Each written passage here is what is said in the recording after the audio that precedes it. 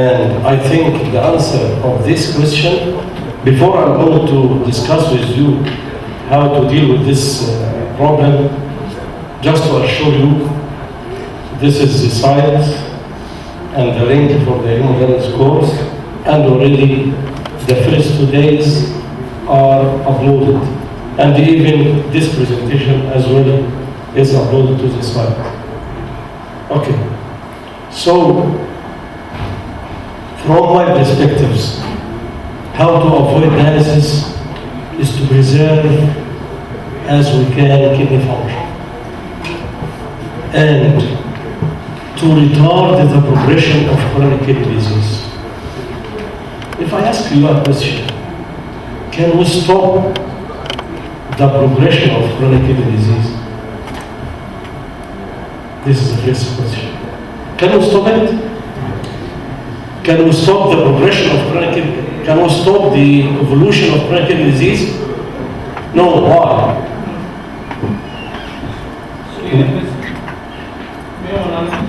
Chronic kidney disease by default is progressive. But the rate of progression is different from person to person.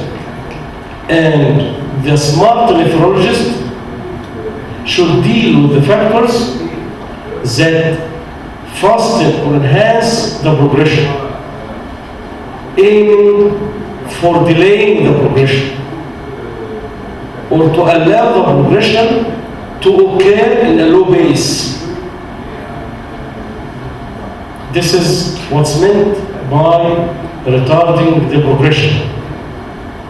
And second point, if we have already progressed chronic kidney disease to stage 5 and the patient has donor, we can proceed for preemptive transplantation. Preemptive transplantation means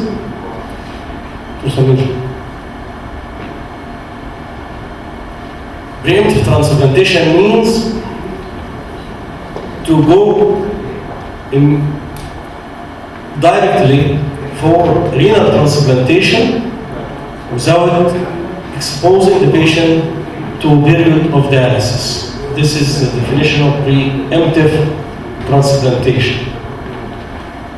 So, my question here, why?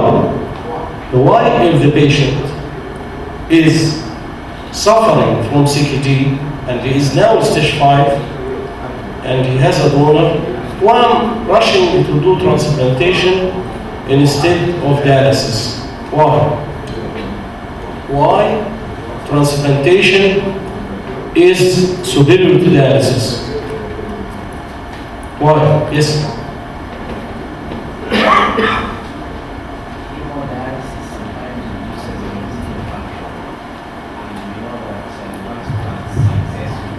Use the mic, please.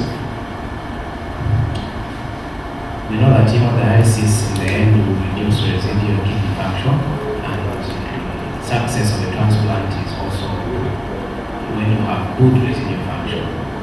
That is success. So I'll answer this question within the sector of transplantation. Let me just start with chronic kidney disease progression. But before I'm going to discuss different strategies to slow the progression, just to show you the definitions. This is the definition of chronic kidney disease. And it depends primarily on estimated GFR. And we have here, as you see, 5 stages. So if you have a patient with normal or high GFR, estimated means calculated by formula. So my question here, if I have a patient with normal GFR, can I consider it chronic kidney disease? This is one of the pitfalls. If GFR is, estimated GFR is above 60 milliliter per minute, I shouldn't say the patient has chronic kidney disease, except if I find parameters indicating kidney damage, like persistent albuminuria above A1. So if I have persistent albuminuria within this range, or this range, and estimated GFR either above 90 or above 60 but below 90, this is a patient of chronic kidney disease. But if albuminuria is A1, like this part or this part, this is a green colored squares. These are, if the estimated GFR above 60 and the albuminuria is just A1, this is a normal person. It is not only albuminuria, I can find persistent hematuria. So if GFR is adequate, but there is persistent hematuria, it is chronic kidney disease. Not only that, but if you do ultrasound and you find the kidney abnormal in shape, or for example polycystic or multicystic, or the patient has only one kidney, all these can be considered a chronic kidney disease. Or if you have diagnosed electrolyte disturbance like hypokalemia and acidosis, and you diagnose renal tubular acidosis, and GFR is normal, this is a case of CKD. So if estimated GFR is adequate above 60, and there is any item of all the items that I mentioned, or if the patient was subjected to biopsy, and the biopsy showed pathological pattern in the kidney. By this way, I can say stage 1 or stage 2. And then, if estimated GFR is less than 60, it is stage 3. Stage 3 starts from less than 60 to 30. But it is divided in the middle at 45 into 3A above 45 or 3B below 45. Why? Because when they do analysis for these patients, they found that mortality and comorbidities are evident below 45 ml per minute. Then stage 4, from less than 30 to 15 ml per minute. And stage 5 means estimated GFR less than 15. So these are the classic staging of chronic kidney disease. And it depends upon calculated formulas. In the past, the authors or the nephrologists are accustomed to use MDRD equation.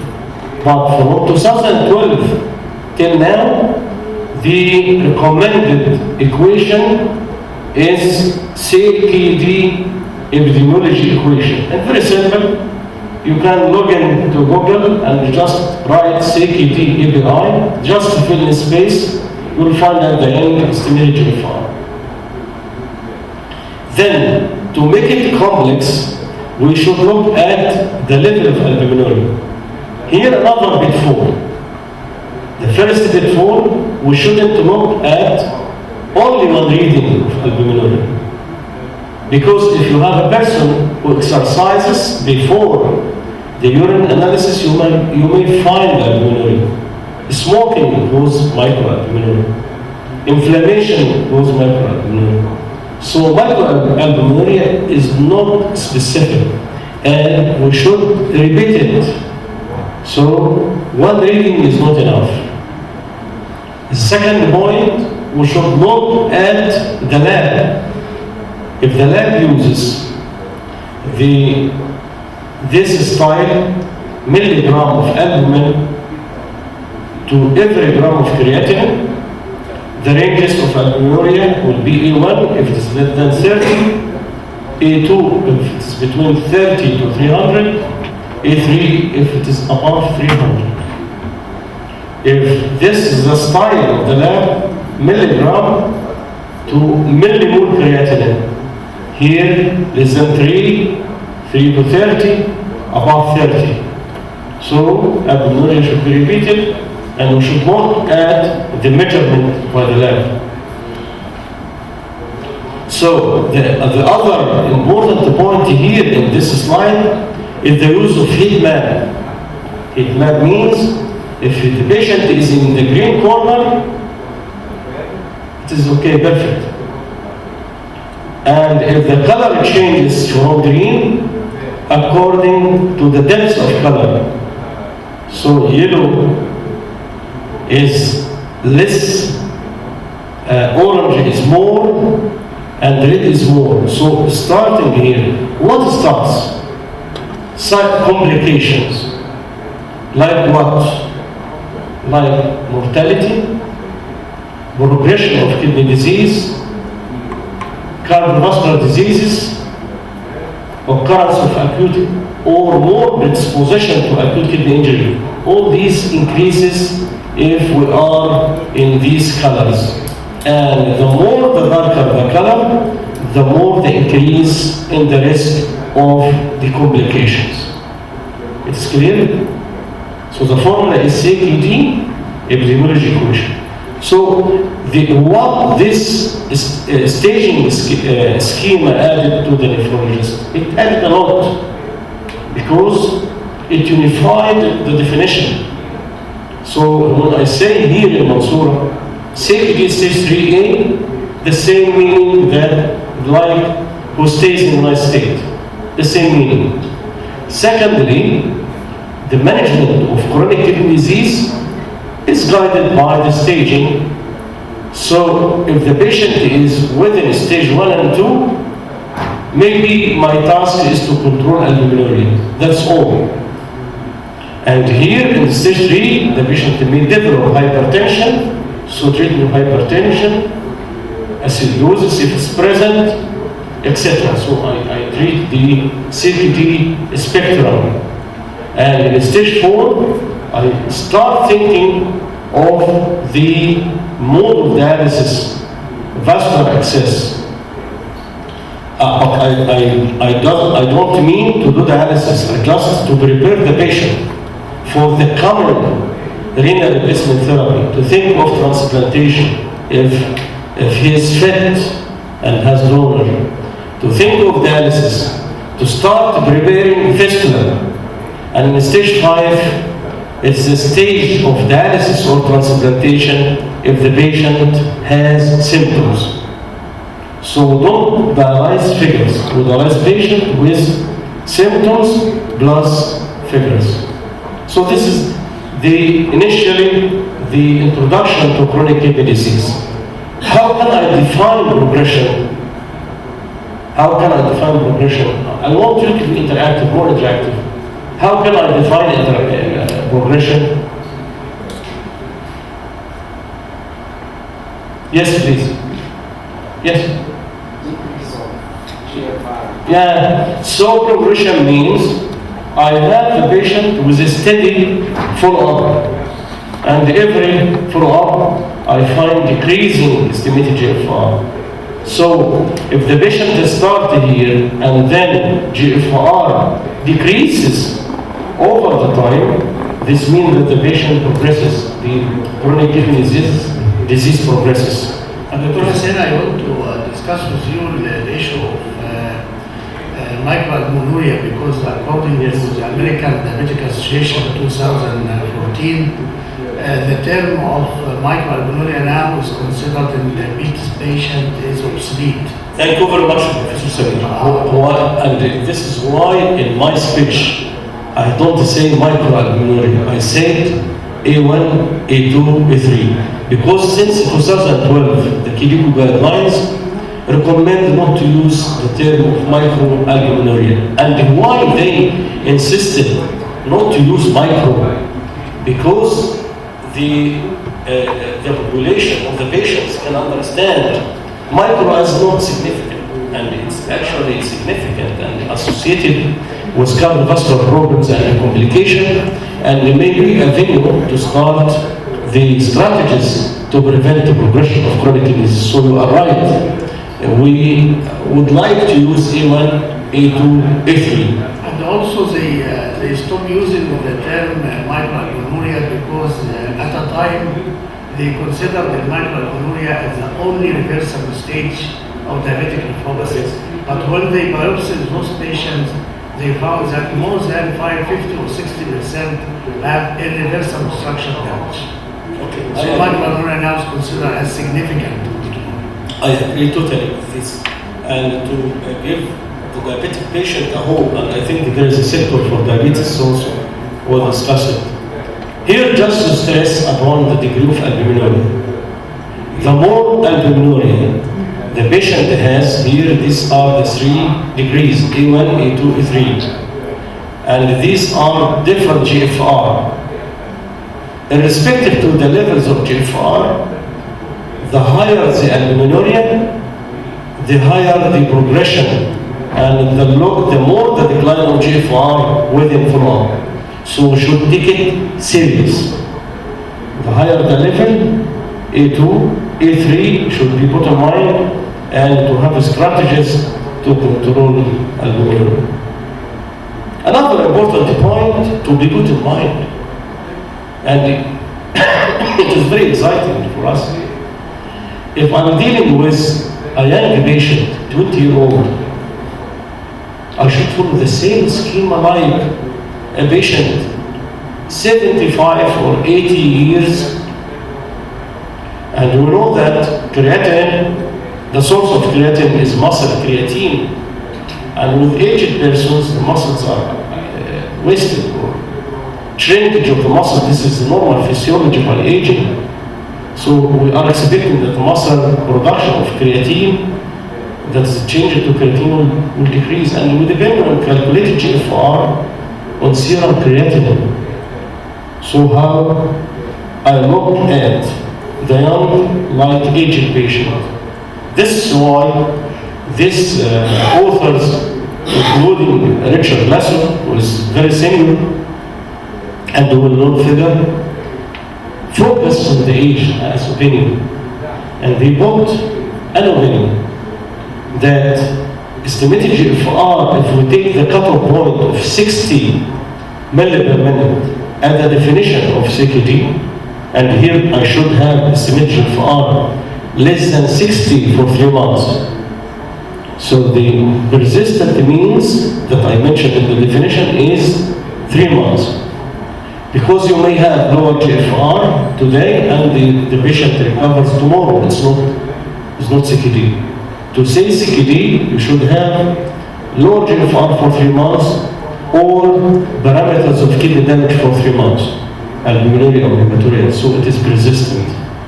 So if the patient above 65, it seems that 45 milli per minute is the right answer for considering CKD. And for the young, so if I use 60 for aged, I am overestimating the problem of CKD. And for the young, if I use 60, it seems that I underestimate the problem of CKD. So their opinion is, if the patient is less than 40 of age, the cutoff point that from their opinion is 75 milli per minute for definition of CKD. And if it is between 40 to 65, 60 is okay. And if the patient age is above 65, here 45 milli per minute may be better than 60 milli per minute. So age may matter. The second point of the definition of progression is rapid progression. We consider the patient as rapid progressing person if GFR drops more than 5 milli per minute per year. This is one of the definitions of rapid progression. And this is not the definition of rapid progressing chronic kidney disease, but if you look at the patient follow-up, before dialysis, and you find GFR is vastly declining. So, and here they compare within 3 months. If the GFR drops by 2 or 4 or 6, the higher the drop or the faster the decline of kidney function before dialysis is a marker that I predict mortality and the comorbidities with the start of dialysis. طب دكتور حسين regarding اللي هو rapid progression 5 ml per minute per year, always we know that from the diabetic nephropathy, once started deterioration of kidney function, we can calculate the decrease in kidney function by 1 ml per minute per month. يعني if the patient diabetic nephropathy and GFR about 60, if I consider decrease in progression of kidney function, the decrease in creatinine GFR by 1 ml per minute per month, if this patient started with GFR 60, I consider this patient will pass to end-stage renal failure at level of 15. This is مثلا within 3 years. You consider this also as a rapid progressive deterioration? By this definition, because this is a clinical definition and applied generic to all cause of cyclical, but if we apply it to diabetic, and we expect, as you mentioned, that diabetic kidney disease or diabetic nephropathy will progress by declining 1 ml per minute per month. If it is like this, it is rapid progressive, because not all diabetic progresses by this way. And as you know, if you have diabetic patient, diabetic nephropathy, and the patient has blood pressure preserving the nadir in the night or the dipping state, the decline of GFR is not 1 ml per minute per month. And if the patient loses the dipping per night, the progression will be higher like this. So I can use this definition for diabetic as well. And my task as nephrologist, if I catch the diabetic patient within the earlier stages before reaching the stage, I should do something to improve and to decrease the decline of GFR, like control blood pressure, control blood glucose, etc. So yes, if the decline is 1 ml per minute, according to this definition, it is rapid progression because they don't specify specific etiology for the definition. It is generic. It's arbitrary, just to be cautious about the decline of GFR. I want to add just another point for the previous point regarding the serum creatinine. This is as a teaching point for you. السيرم كرياتينين قلنا مثلا we have 2 patients on hemodialysis, and most of them on hemodialysis, and one said to me that the serum creatinine of this patient before dialysis is 2.5, and the other patient before dialysis is 12. If the patient will serum creatinine and this means, and the patient on sufficient dialysis, this means that the patient on sufficient dialysis, if he is eating well, he is doing well, the body mass index is increased, the muscular mass is increased. I explained this scenario with them during the clinical round in dialysis, and I discussed with them what is meant by dialysis paradox. So they know that if blood urine nitrogen before dialysis is high, creatinine is high, cholesterol high, uric acid high, this is good for the dialysis outcome because it reflects the good nutrition of the patient. So if we compare a patient with PUN, as I mentioned on Sunday or Monday, if you have a patient with pre-dialysis blood urine nitrogen 50 and the other patient 150, the patient with 150 is better, and you will predict better because it's good nutrition. Okay. So let us to look at this slide. Yeah. Okay. Je voulais comprendre, vous parlez de... Excuse me, just use the mic, please. Mic. C'est par rapport à la progression rapide de l'incidence rénale chronique. Si j'ai bien compris, pour parler de progression rapide, il faut que chaque mois, on constate une baisse de la clémence de moins de 5 ml par minute. sur 3 mois. Ou bien les 5 millilitres, c'est sur les 3 mois. C'est-à-dire que au bout de 3 mois, je constate que ma clairance a baissé de 5 millilitres. Voilà un peu. Okay. Thank you for the question. Regarding this, why here in the guidelines or in the research they wanted to clarify or discriminate between those who progresses slowly or who progress fast. Because if the patient is here in these early stages, the progression is not so fast. But if the estimated GFR decreases to here, the progression will increase. So when they added the term of rapid progression, they just want the nephrologist to work something, not to be delayed. But we don't follow up GFR monthly. Usually we follow every 3 months, maybe 6 months. So according to the stage of GFR, according to the color you have. So if you are here in the green color, you don't need the patient and you may follow him periodically annually as a general population for periodic check. Here you will see the patient in, every 6 months, here 3 months, and you may increase the frequencies according to the patient comorbidities. So if you are afraid because your patient is a little bit hyperkalemic, you may follow him on shorter lengths of visits. So instead of 3 months, maybe 1 month. And this is especially in stage 5 CKD. There is a specific clinic known as low clearance clinic. So we want to follow GFR monthly, usually 3 months, and at the end of the day, if you have 4 visits per year, and you calculate over the year to know the curve, because you may follow the patient after 3 months, and you will find some decline. And then you follow him after another 3 months, and you find a steady state. And you will follow him after another 3 months, and you find improvement.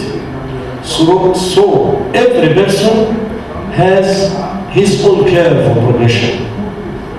So may stay for a bit non-progressing, then become progressive, then improve a little bit, then decrease again. So this is why we should look serially, and you will put the rate of progression of the patient in the decision, as I mentioned in the first presentation on Sunday. When we think of fistula, one of the decision parameters is to find rapid progression through the follow-up. Okay? Let us to go to this slide, because this slide shows many factors that you can predict the progressive stage of chronic kidney disease of your patient. As Professor Samir stressed upon albuminuria A2 or A3, age, the old age, maybe male. I don't like to discuss the factors that are non-modifiable, because male will not be changed to female. But we should, as we put in our strategy, is to look at the factors that are either totally or fully corrected or modified, or partially at least, to make a change. Okay? So smoking, I'll discuss it, obesity, history of cardiovascular disease, like peripheral vascular disease, ongoing exposure to toxic drugs or many drugs, and here I am stressed on one of these drugs. So let us to go piece by piece. Take deep breath in and out, because it is a long presentation and it's seminar rather than lecture. I can stop now if you would like, but one by one. Regarding hypertension, the first question, is hypertension linked to the progression of chronic kidney disease? Yes or no? Yes. Should we control chronic kidney hypertension in chronic kidney disease patients? Yes or no? Yes. To what target we should reach in our control of blood pressure? Because in the past, you might find some nephrologists saying that 110/70. Do you suggest or recommend to reach this low level of blood pressure? Different schools of thought have different type of targets. Some believe that it was as normal as possible, but then there's another say that the target should be like 110/80. Okay, let us discuss it. But before I'm discussing the target of blood pressure management, we should think of the pitfalls in measuring blood pressure. So we should follow the prerequisites of measuring the blood pressure in the office. Second, we should put in mind that not all hypertensive patients are hypertensive in the office. And to put in mind, some of hypertensive patients in the office are really normotensive persons. So how can I know this? Let us go to these 4 definitions. We may have controlled blood pressure. This means that the patient is hypertensive on medication, but his blood pressure in the office is less than 140/90, and the ambulatory blood pressure monitoring is less than 130/80. So this is a controlled blood pressure. White blood pressure, white coat blood pressure, hypertension, it is high office blood pressure above 140/90, but the ambulatory blood pressure monitoring is normal. So this is white coat hypertension. We should keep eye on these patients because some of them will be changed to established hypertension. Here, muscular hypertension. What is the definition of muscular hypertension? You measure the blood pressure in the office, you find it's okay, normal. But when you look at the 24-hour ambulatory blood pressure recording, you find high load of blood pressure. So this is a muscular, normal at the office and high at home. And lastly, sustained hypertension, high within the office and high with the recording of 24 hours. If I ask you a question, if we should select between 2 types, diurnal hypertension or nocturnal hypertension, which is more or less harmful to the cardiovascular and the kidney? Nocturnal hypertension or diurnal hypertension? What do you think? Nocturnal. So how to catch it in nocturnal hypertension is either to have ambulatory blood pressure monitoring, and you may say you don't have this facility. Because NICE guidelines recommend the definition of hypertension is based primarily on ambulatory blood pressure monitoring. But we don't have it here as on a practical reason.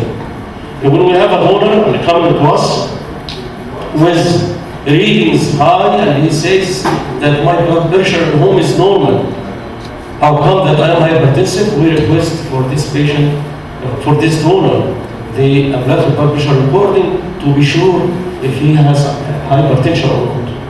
If you don't have the facility for this, or you think that this is impractical, just allow the patient to record the blood pressure by well-calibrated sphygmomanometer. And the best strategy from my mind, and Professor Salim may have a comment about this, is to have at least one reading in the morning, one reading in the evening for 7 days. Just to look at the reading, and you have, by this way you have curve. You can form a curve for the diurnal and nocturnal. If you find the physiological drop of blood pressure during the night, there is no, and the blood pressure recording is within normal, the patient is not hypertensive. And for practical reason or applied aspects, we can omit the day, the first day, because the patient may be still anxious and sympathetic So you can omit the first and seventh and take the middle 5 days.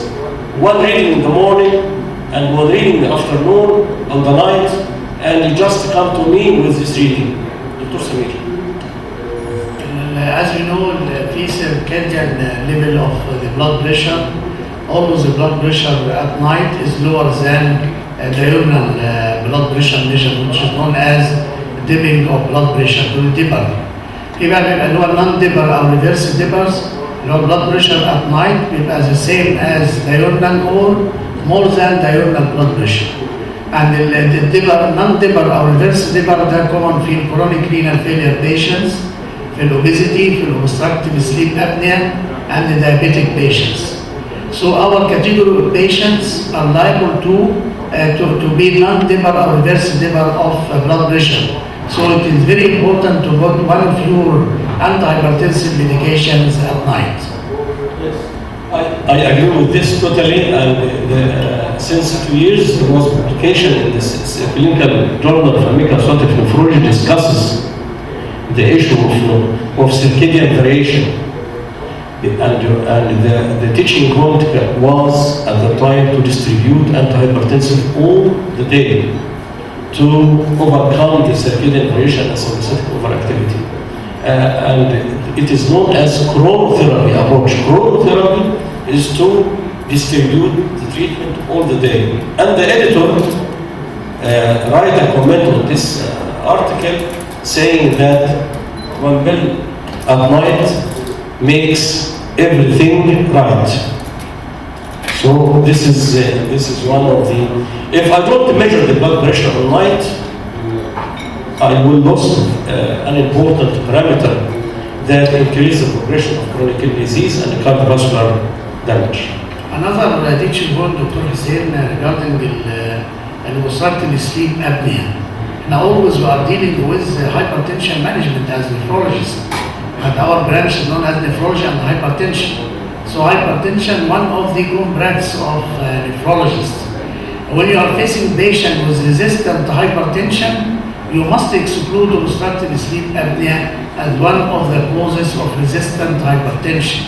And obstructive sleep apnea can lead to sympathetic stimulation, chronic sympathetic stimulation, and can increase the blood pressure. And also, obstructive sleep apnea is accompanied by hyperaldosteronism.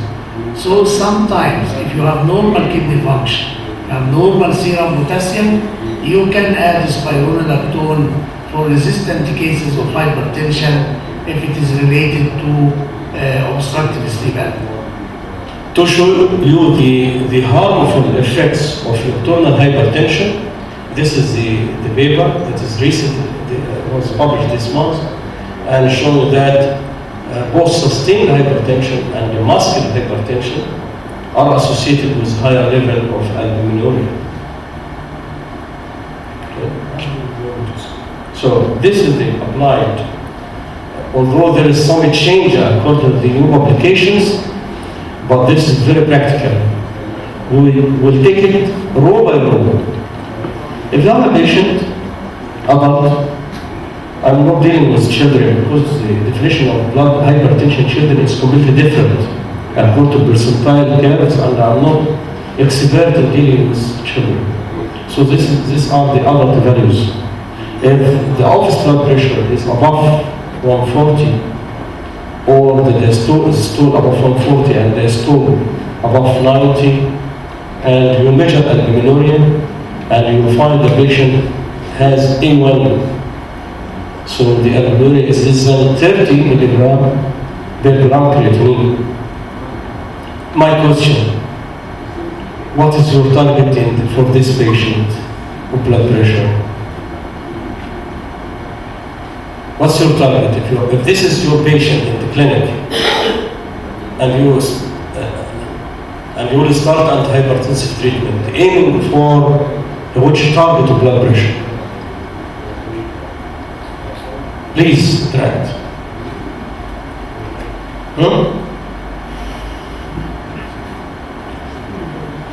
Yes, please. Less than 1/4 of the woman. Why? So the woman is Okay, I agree. So it is less than, to be less than 140 or 90. And as you see here, any drug to be used. Any drugs, because within this level of albuminuria, there is no evidence base or high level of research showing the superiority of the use of ACE inhibitors or ARBs in this situation. So use any drug for the treatment of this patient. And the level of evidence is a recommendation based on moderate research. Suppose that we have the patient in this category, blood pressure above 130 over 80, and you find albuminuria A2 or A3. Here the control will be 130 over 80, and you can use an ACE inhibitors or ARB, and the evidence is low when you are dealing with A2. But if the patient is within A3 or nephrotic, the evidence for ACE inhibitor or ARB is high. Recommendation based on moderate evidence.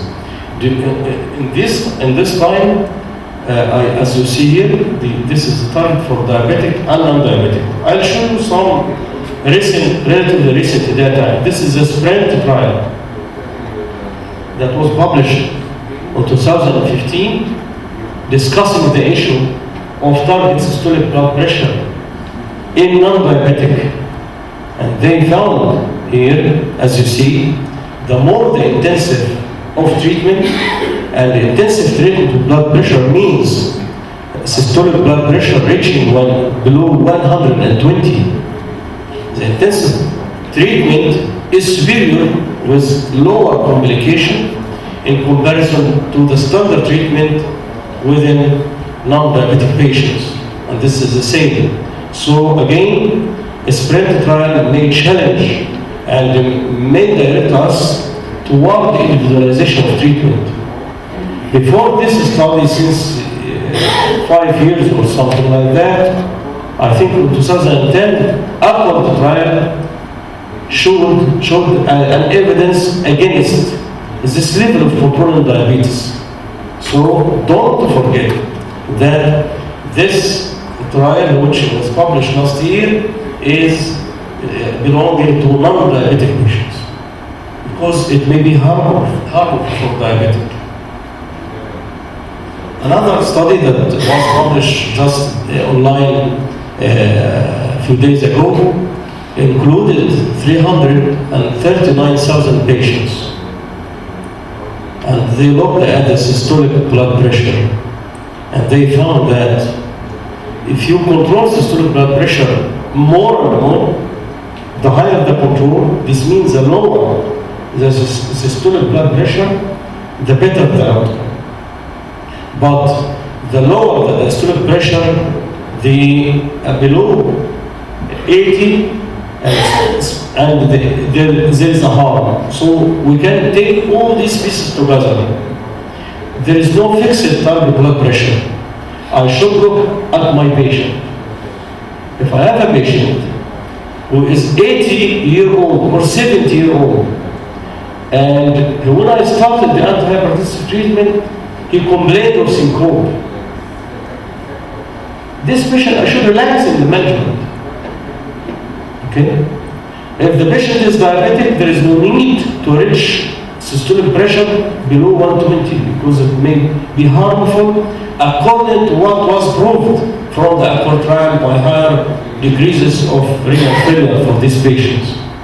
If the patient is not diabetic and tolerating medications, you can reach your goal of 120, because as the SPRINT trial shows and as the large observational studies show to us. So be individualized, look at your patient, and don't assume that this target is fixed, because as I mentioned, we may say this inhibitor is the best drug for proteinuria patient with diuretic if the patient consuming salt, or salt restriction for the patients to have a good effect. Suppose that your patient is adherent to treatment and he is elderly, and when he starts ACE inhibitor plus low salt diet. He succumbs in syncope, for example. We should be careful about salt restriction in this situation. But generally, we should enhance the education toward cutting the salt. And I think Professor Samir can comment about salt. One of the essential methods for controlling of hypertension is salt reduction. And as I said before, in a trial in USA, they found that when they decreased salt in canned food and in all types of processed food by 25%, they save about $30 billion, which is very important. Only the salt reduction by 25% of all types of processed food, they saved about $30 billion, because with decreased salt reduction, with decreased salt, there is decrease in the incidence of heart failure, and decrease in the incidence of pulmonary edema. All complications of hypertension are decreased, and they saved a lot of money with only salt reduction, 25%. So salt, this may be a teaching point, because in the American, the hypertension is resistant to treatment, and one of the causes of resistance is salt, maybe salt consumption. So this may be culture to change toward lowering salt. So this is one of the important predictors of progression, which is hypertension. So we should learn how to measure, how to individualize our treatment, how to select the antihypertensive drugs to reach the better control, and this may be reflected on kidney by lowering the progression of chronic kidney disease. The second layer is diabetes, and yesterday Professor Alawafa gave us a talk about diabetes and dialysis. Here just I'm stressing upon the two issues. Here, these are the guidelines, clinical practice guidelines that was published last May for diabetic patient with estimated GFR less than 45. And here I have to question, should I lower, sorry, this is regarding the hypertension and diabetic kidney disease. So I discuss the sector of non-diabetic hypertension. Here for diabetic kidney disease with hypertension, which target of blood pressure we should seek? The same or higher or lower than non-diabetic?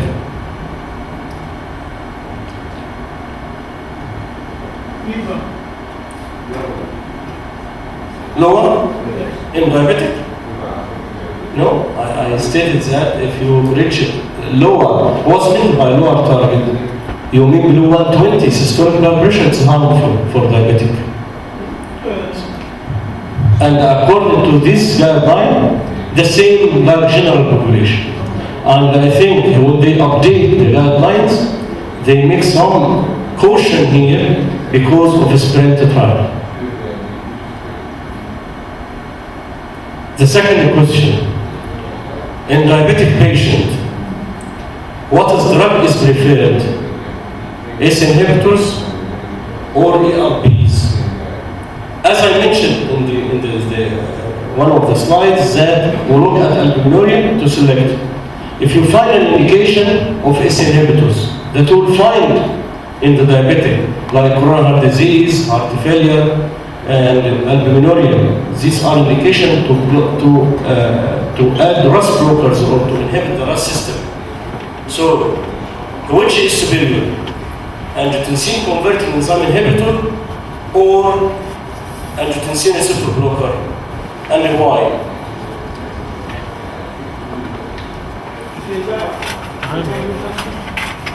ACE inhibitor or ARBs? On utilise les ARBs, les inhibiteurs de... En cas de néphropathie diabétique, on utilise les ARBs. Yeah.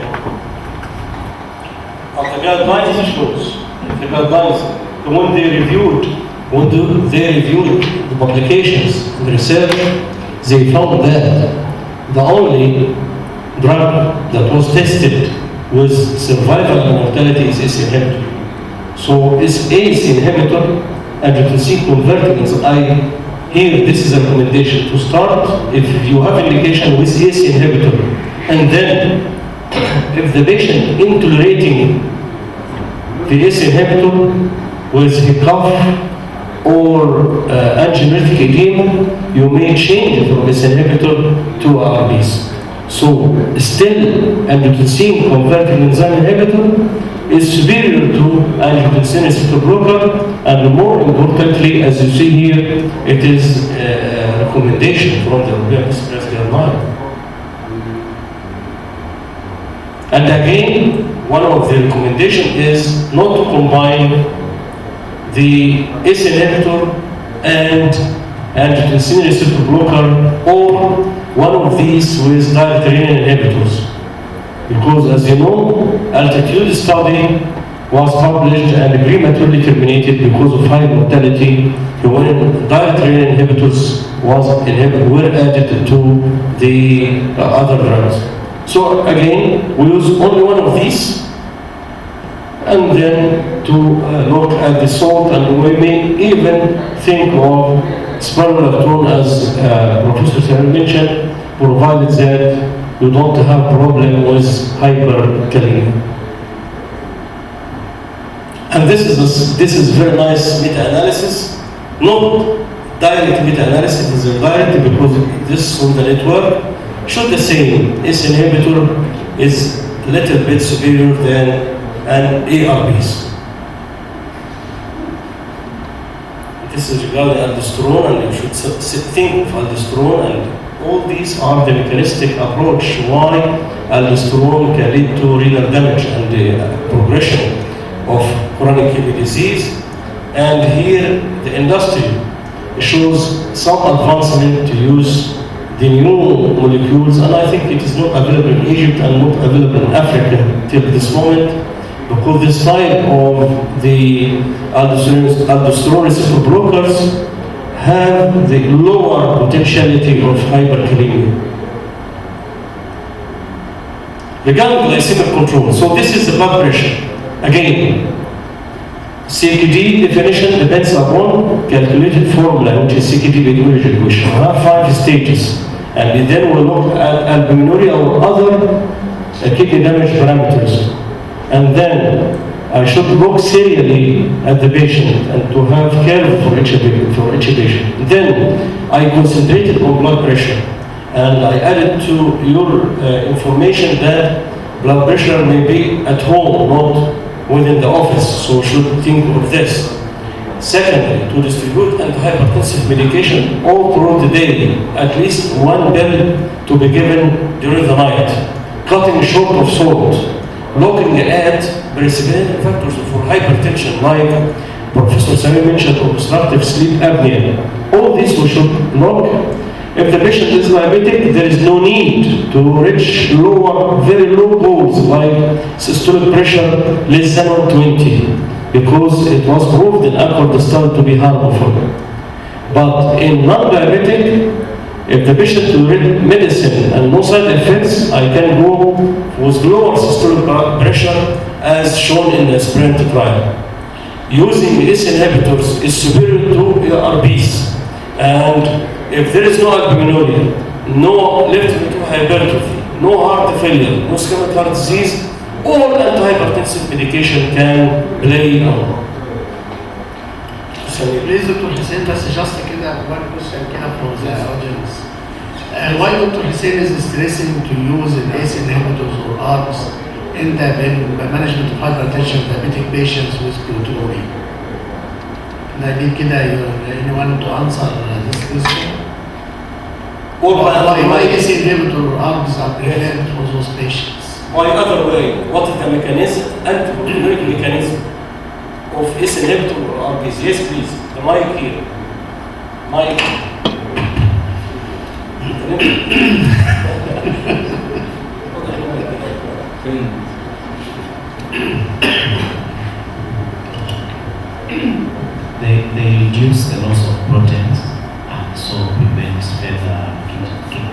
reduce the progress of chemotherapy. The question is how? What is the mechanism? Why this class of drugs reduce proteinuria?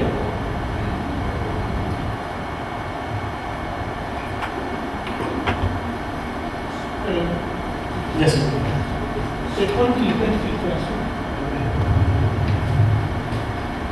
Ces médicaments permettront la propriété quand même. Ces médicaments ont la propriété de baisser l'hyperfiltration glomérulaire. Et plus l'hyperfiltration est diminuée, plus...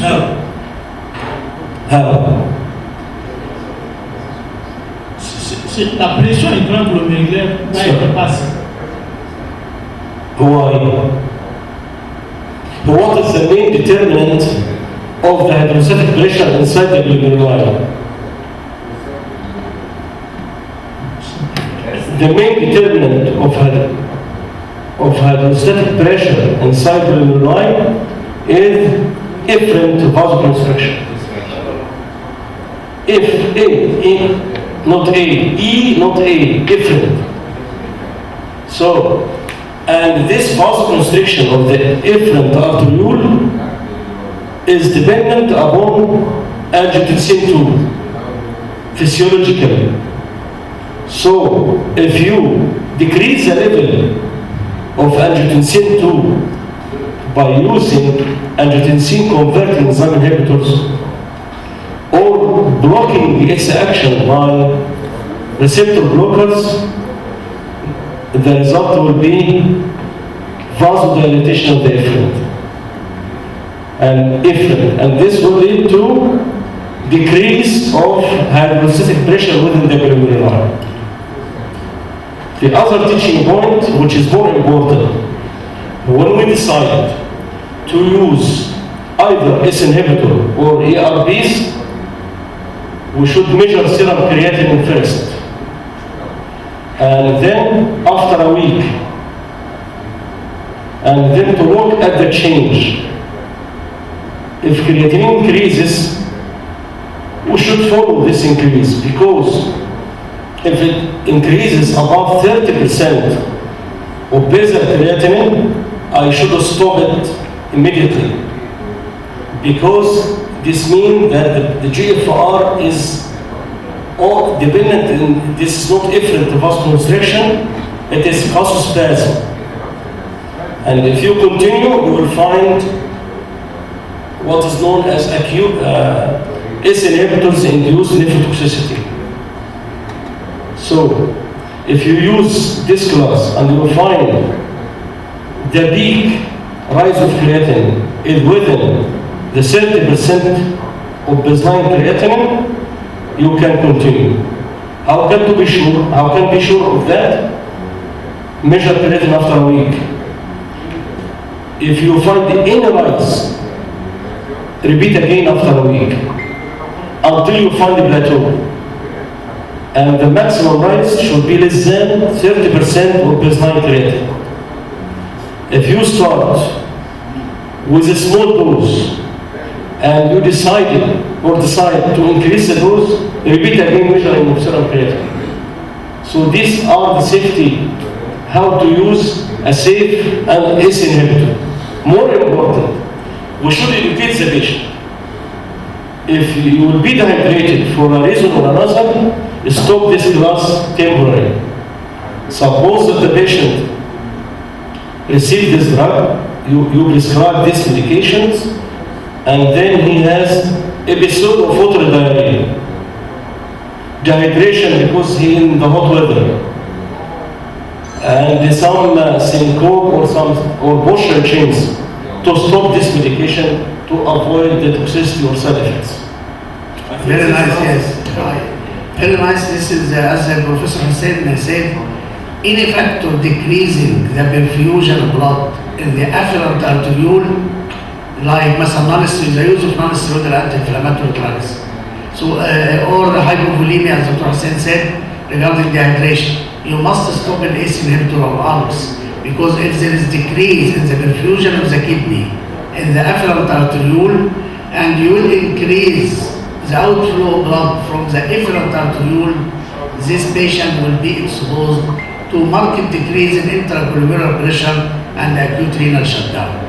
So the most hazardous combination to the kidney is the use of non-steroidal or ARBs with ACE inhibitor or ARBs together with non-steroidal anti-inflammatory.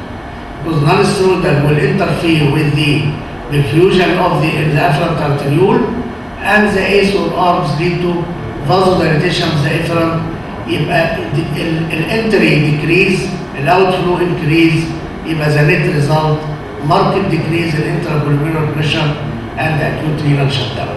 And non-steroidal decreases or lead to afferent vasoconstriction because it interferes, non-steroidal interfere with prostaglandin. This is why if the patient is controlled, has controlled blood pressure, and he is treated with non-steroidal, you will find uncontrolled blood pressure. So this is one of the causes of uncontrolled blood pressure. So we should educate the patient, and we should educate ourselves to limit as we can the use of non-steroidal anti-inflammatory drugs. We'll proceed to diabetes and then take 5 minutes rest. Diabetic kidney disease. As I mentioned yesterday, this is a question: are there better alternatives than A1C to estimate glycemic control in patients with diabetes and chronic kidney disease, stage 3B or more? This means 3B, 4, 5. What's your answer according to yesterday's presentation of Dr. Ala and our discussion? Is there an alternative? Yes or no? And why in the guideline they put this question as a chapter, sub-chapter, or sector in the chapter?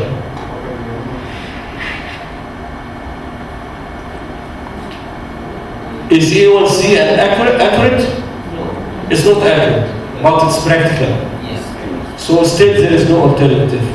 Because the alternative has also cause, which is glycated albumin, expensive with a lot of false positivity and negativity. And yesterday we explained why A1C is not accurate in this scenario. So the recommendation, European best practice guidelines recommend the use of A1C as a routine reference to assist longer-term glycemic control in patients with CKD, stage 3B or higher. And this is recommendation, but is not based on high level of research. The second question: should we aim lower A1C by tighter glycemic control in these patients? Is an aggressive treatment strategy, a number of injections and the controls and follow-up superior to a more relaxed way of management? The question from the yesterday presentation is no. We shouldn't encourage tight control of glycemia in patients with CKD or on dialysis. Why? Because CKD is a state of risk of hypoglycemia. And this is why the KDIGO recommends A1C around 7, and if there is an episode of hypoglycemia, to do more relaxation for the safe use of antidiabetic drugs. So the European best practice guideline recommend against tighter glycemic control if this results in severe hypoglycemic episodes. And this is especially in the advanced stages of chronic kidney disease like stage 5. This is a very nice and wise approach. Here, we should individualize our treatment according to the patient characteristic. For example, if you have a patient with, like this patient, for example, newly diagnosed, this patient will take the benefit of tight control. If the patient is long-standing diabetic for 20 years or more, the benefit of tight control below, and he may suffer from hypoglycemia.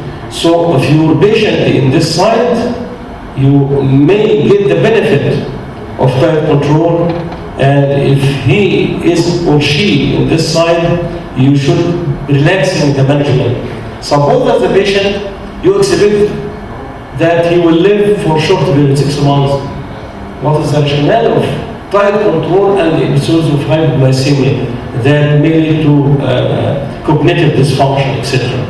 So according to the patient characteristics, I tailor the anti-diabetic treatment, and one example is CKD. And instead of following the tight control, we make some relaxation in A1C to 7% or even more higher than 7%.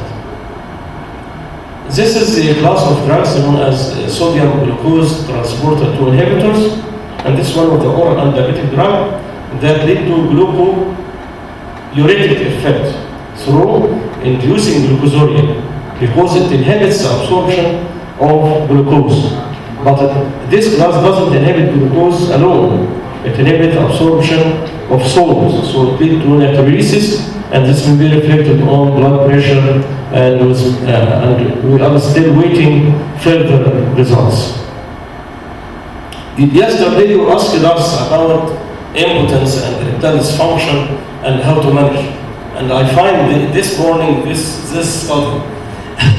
It seemed that the phosphodiesterase inhibitor will not benefit the erection or impotence, but may benefit albuminuria and reduce the diabetic nephropathy progression. And we are still waiting further studies because this is one of the innovative studies.